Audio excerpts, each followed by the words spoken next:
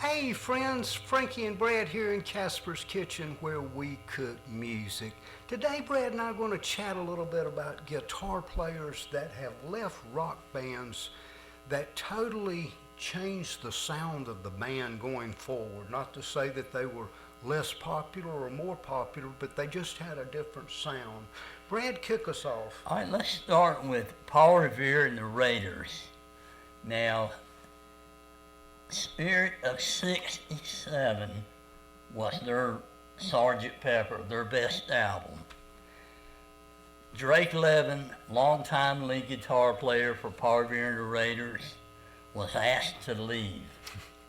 He was actually replaced by Jim Valley, who actually played in a warm-up act that opened up for Paul Revere and the Raiders, and that's how they got acquainted. After recording this album, Spirit of 67, Drake Levin was brought back in to play all the lead parts, even though his name is not on the album. That's low. They kicked him out and then brought him back to play the lead part, which I thought was kind of odd. Why would you do that? Hard pill to swallow. He must have really needed the money. Well, they were getting ready to do an appearance on the Ed Sullivan Show.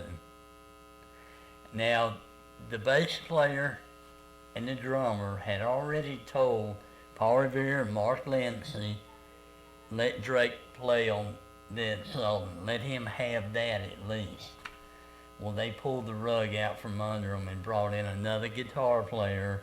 And after the Ed Sullivan performance, the other two guys left. So all three of them left the band.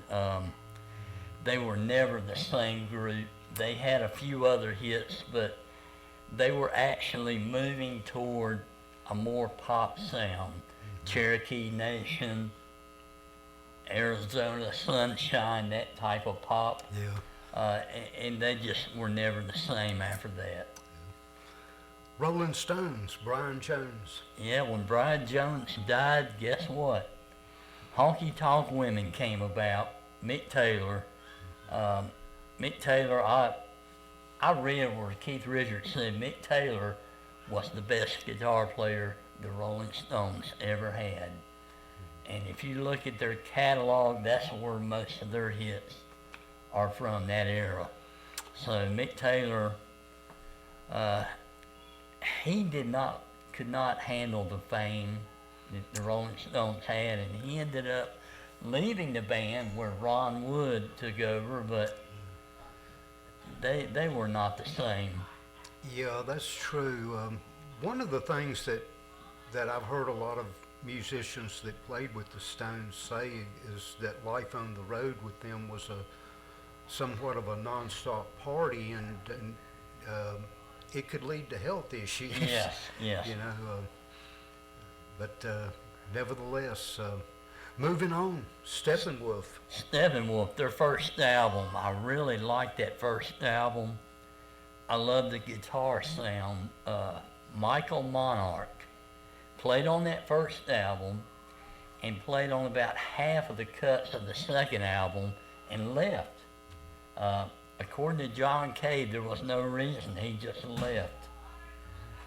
They never got another guitar player that had that kind of sound or played with that kind of finesse, in my opinion, to live up to that first two albums. Yeah. Steppenwolf, they were huge. They did quite a few albums, and then they just kind of took the money and went home, and very much didn't come back into the limelight for years, which is probably a good thing. Oh, yeah. Moving on, Humble Pie. Humble Pie, Peter Frampton, live at the Fillmore. That was their breakthrough. Frampton just left. He wanted to go solo. Yeah, and did, and he wanted a little more limelight and reached out and got it. And actually, they replaced him with Clem Clemson, who was very good. very good guitar player, and they put out an album called Smokin', which was one of the top albums of that time. Yeah.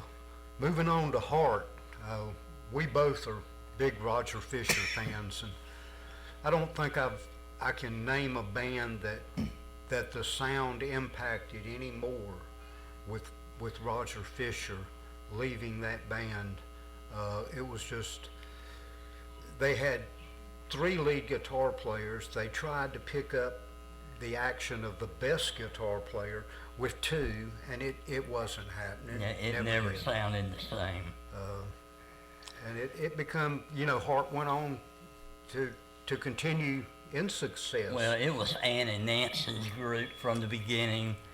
They wrote the song, so I guess that guitar player didn't matter. It was their group, and they did it their way. Well, he had a fling with somebody else, and that was, That's always the death of a band. Yeah, that was it. James Gang, Joe Walsh. Joe Walsh. You know what? I saw them back in the day, and they were really good 3-piece band. Joe actually played keyboards.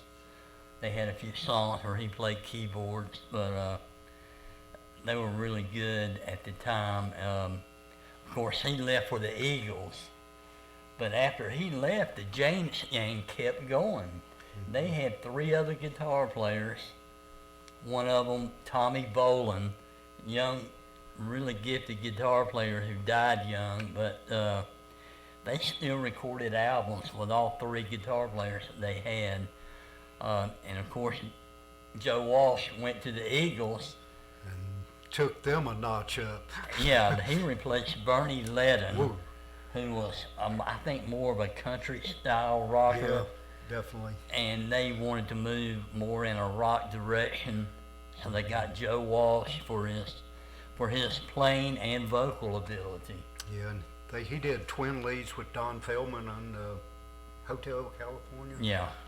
But I think the Eagles with Joe Walsh were a totally different sound. Be it good, bad, or indifferent, they were never the same. They went from a country band to a hard rock band overnight. Yes. And major difference. Thin Lizzy. Thin Lizzy, one of my favorite guitar players, Gary Moore, started out with Thin Lizzy.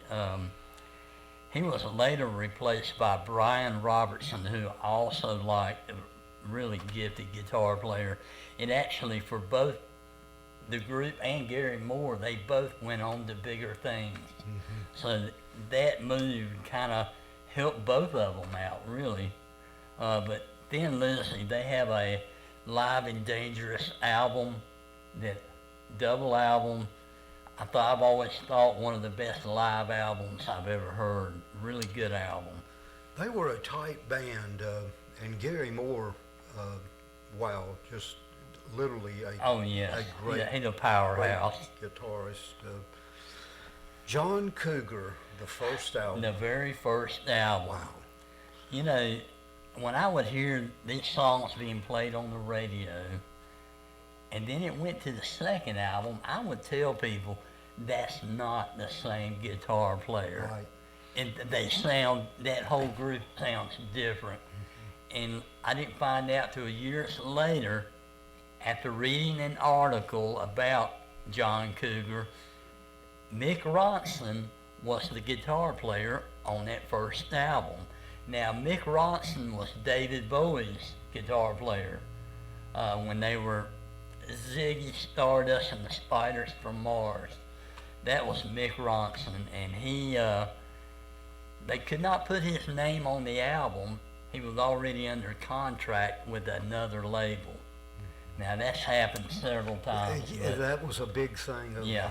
You cannot put your name on there if you're under contract with another label. So the first John Cougar album, that's Mick Ronson. He didn't get any credit, but John Mellencamp said he begged Mick Ronson to get out of contract and play with him, but Mick couldn't do that. So That first album was a very much guitar album, with the exception of a few tracks. Yeah. It was hard guitar. And you did not hear that guitar on any other album. That's so. true. Ozzy Osbourne. Randy Rhoads, Wow.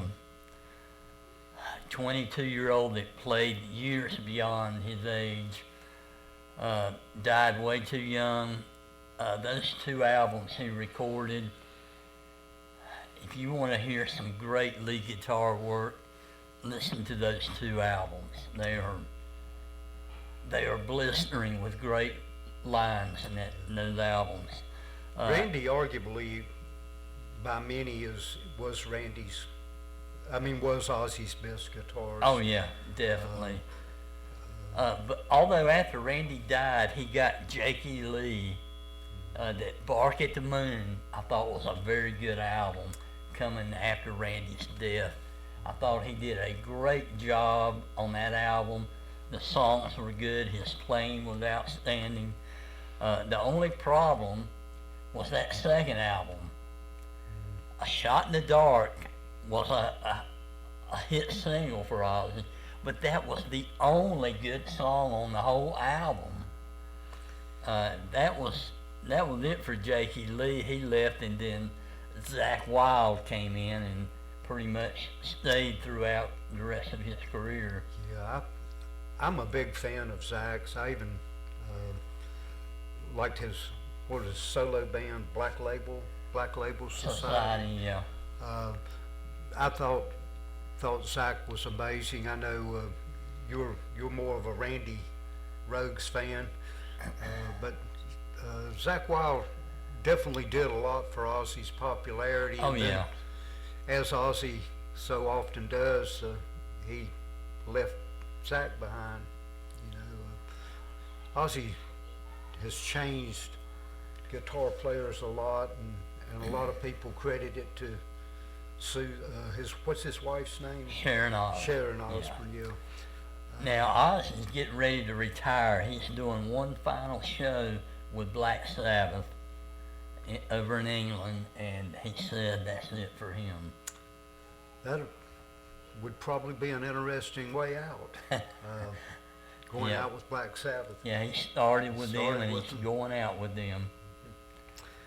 And of course, a band that was very big in the 60s, 70s, Yes. Yes. Their first two albums featured guitar player Peter Banks. Now, if you listen to those first two albums, there are places that he sounds like Steve Howe. But he was not as fast or fluid as Steve Howe was. Steve Howe was one of the most technical Yes. guitarists. Yeah, he They're came just- out on their third album, the Yes album, which I probably played until it couldn't be played anymore. It was such a good album. And then further on down the road, Steve Howe ended up playing with Asia. And when he toured with Asia, Yes picked up Trevor Rabin, and he became the Yes guitar player for, 3 or 4 albums?